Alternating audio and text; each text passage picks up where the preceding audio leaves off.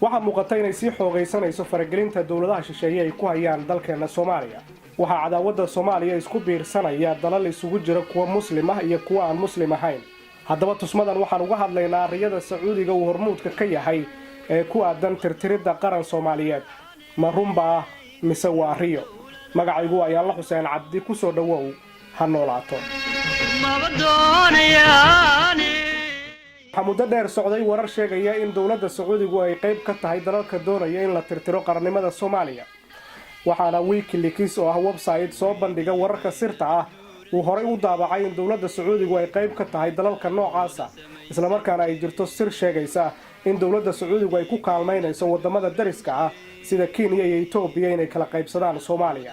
Soomaaliya waxaa lagu tilmaamaa inuu yahay wadan u nuglaaday in ay fagaaro ay ku dagaalamaan uu noqdo wadamo dana badan oo siyaasadeed kale dalka Soomaaliya.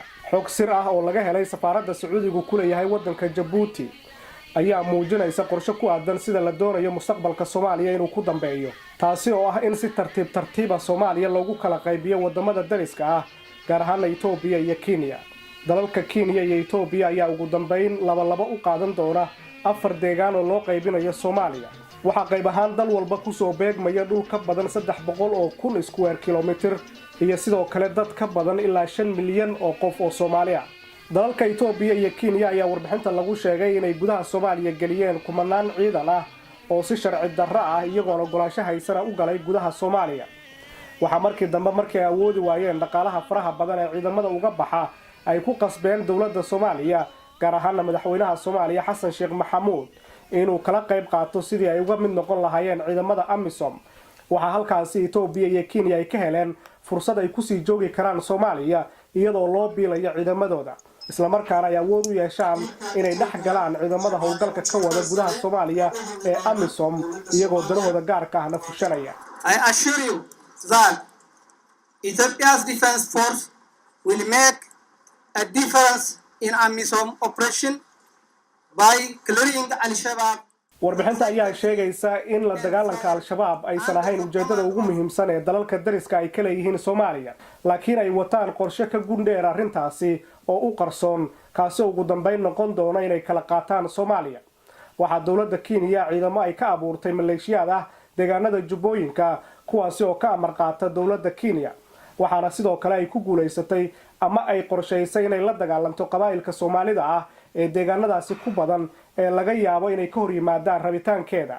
waxaa kale oo warbixinta lagu xusay in dowladda Talyaanigu ay taageerayso qorshe ay Soomaaliya ku kala qaybsanayaan wadamada Kenya iyo Ethiopia.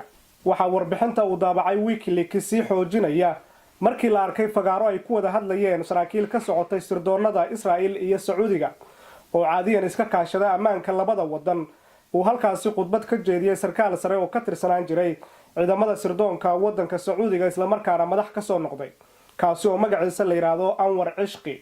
waxa uu ka hadlay qodobo dhowr ah oo lagu dhameyn karo mustaqbalka colaadda u dhaxaysa wadamada Carabta iyo sidoo kale Yahuudda.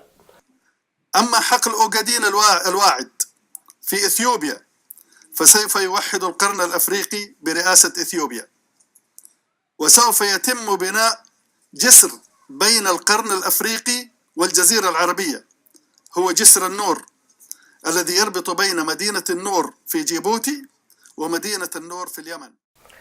Anwar Cishqi waxa uu sheegay in si Carabta iyo Yahuuddu ay si nabadgelyo ugu wada noolaadaan ay muhiim tahay in khayraadka Soomaalida uu noqdo mid ay ka wada faa'iideystaan, isagoo xusay in si la mid ah gobolka Ogaadeen ay Ethiopia haysato in dhammaan dhulalka kale ee Geeska Afrika uu la jeedo Soomaaliya iyo Djibouti in la hoosgeeyo dowladda Ethiopia, kadibna buundo laga dhiso inta u dhaxaysa Djibouti iyo Yemen si ay uga wada faa'iideystaan dhaqaalaha halkaasi ka soo wada baxa Carabta iyo Yahuudda.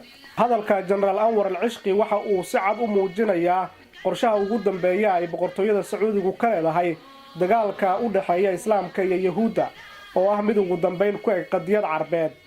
Sacuudigu waxa uu aaminsan yahay dhulka Falastiin ee ay Yahuuddu haysato inuu yahay dhul Carabta laga haysto, laakiin dhulka Soomaalida ay Xabashidu haysato iyo kan xorta ah ee Geeska Afrika ee Soomaaliya uu Sacuudigu diyaar u yahay in la hoosgeeyo dowladda Xabashida ee Ethiopia si ugu dambeyn khayraadka ku jira dhulka Soomaalida ay Carabta iyo Yahuuddu uga wada faa'iideystaan.